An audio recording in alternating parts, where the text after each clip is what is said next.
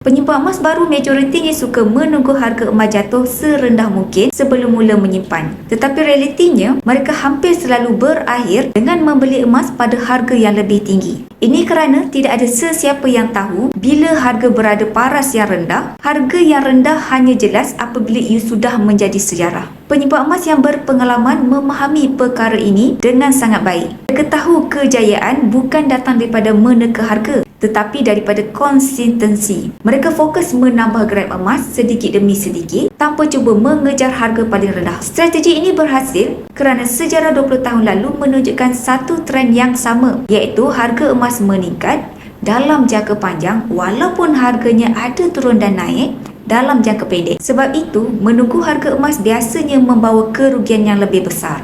Harga emas tidak akan berhenti untuk sesiapa. Dan sementara seseorang menunggu harga turun, duit yang sepatutnya menabung emas berisiko habis digunakan untuk perkara lain. Bagi penyimpan emas yang baru bermula, lebih baik bermula dengan apa yang ada hari ini dan konsisten menambah gram emas. Keuntungan anda bukan datang apabila beli emas pada harga yang paling rendah, tetapi dengan ilmu dan gram emas yang semakin bertambah. Bagi yang berminat untuk mulakan simpanan emas bersama Department Gold, boleh klik link di bio saya, daftar akaun secara percuma atau hubungi saya, insyaAllah saya akan bantu guide sebaiknya.